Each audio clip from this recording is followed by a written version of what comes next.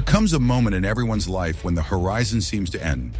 For Christopher Columbus, that horizon was the sea, a sea that, according to many, hid monsters, bottomless abysses, in the very edge of the world. But for him, it was only the beginning.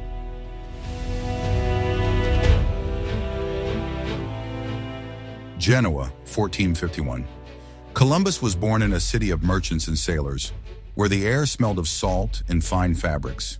As a child, he dreamed of the unknown.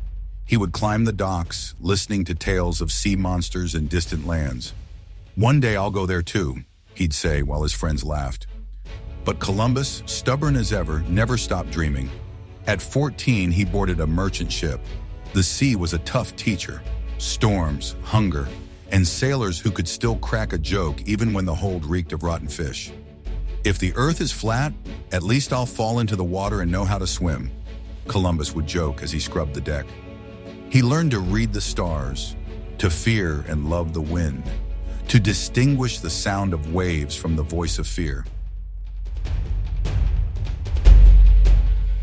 In Lisbon, surrounded by maps and stories from travelers, his obsession grew: to reach Asia by sailing west.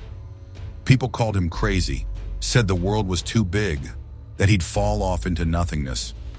But Columbus wasn't looking for certainty. He was looking for possibility. And maybe deep down, he was searching for himself. He knocked on doors for years. The kings of Portugal and England dismissed him with a laugh. "Go sell your dreams somewhere else." But he didn't give up.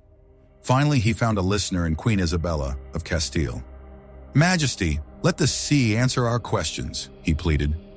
Isabella looked at him, perhaps more out of exhaustion than conviction, and entrusted him with 3 ships, the Niña, the Pinta, and the Santa Maria. They weren't legendary vessels, just old, noisy ships, full of superstitious sailors. "If we don't find Asia, at least we'll have a good excuse not to pay our debts," one joked, while another hung a horseshoe on the mast for luck. August 3rd, 1492, Palos de la Frontera. The dawn was damp, the sails swollen with hope and fear. Columbus gazed at the sea. "And you, what would you do when faced with the unknown?" The journey began with songs, laughter, and bets on who would get seasick first.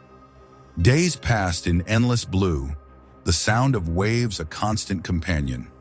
Nights were long, the wind whispering stories of mermaids and tempests. One day, Columbus wrote in his diary, "I saw 3 mermaids today, but they weren't as beautiful as they say. In fact, they looked rather masculine." The sailors roared with laughter. Someone swore he'd seen a bearded sea monster. As days dragged on, the crew grew weary. Food ran low, water tasted like wood, and biscuits were hard as rocks. Wine had turned to vinegar. Someone suggested turning back. Columbus looked at them, serious. "If we turn back now, we'll just be men who were afraid. If we go forward, maybe we're fools. Or maybe we'll be remembered." A silence, then a laugh.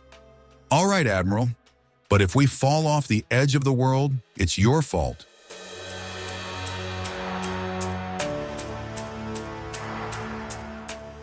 Life on board was a mix of hard work, superstition, and humor. Some sailors wore garlic on their belts, others clung to prayers. Columbus, at night, would study the stars and wonder if he was leading everyone to doom or to a new beginning. The sea was both threat and friend, a mirror for their hopes and fears. Then one morning, a fresh flower floated on the water.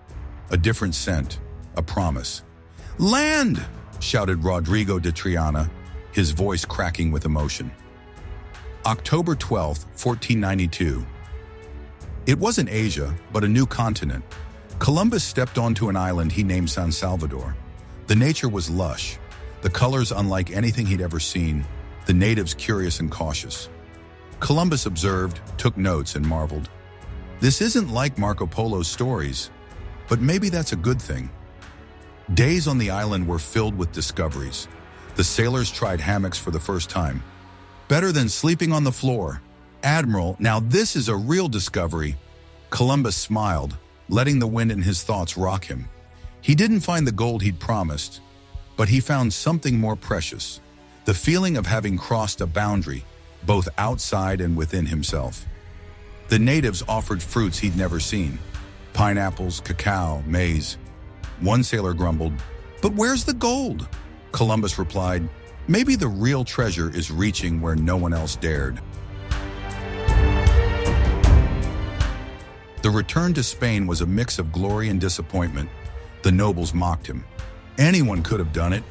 Columbus took an egg, tapped it on the table, and made it stand upright. "You could have done it, but I did it." A simple gesture, like the truth itself. In the following years, Columbus made more voyages, explored new lands, founded colonies, met new peoples, and faced challenges. He wasn't always welcomed as a hero. Often he returned without riches, with more questions than answers. His faith wavered, but never went out. He wrote letters, confided in friends and his sons, trying to explain what even he didn't fully understand. Columbus died far from the sea, without honors, without certainties. But his journey remained, not just the one on maps, but the one in the soul of anyone who dares to look beyond the horizon. Because the real New World isn't a land to conquer, but the courage to cross the unknown within us.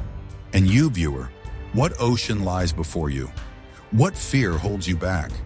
Perhaps, like Columbus, you'll discover that the real discovery isn't what you find, but who you become. We'll never know if Columbus would have subscribed to our YouTube channel, but you still can. Are you in? Thanks for watching.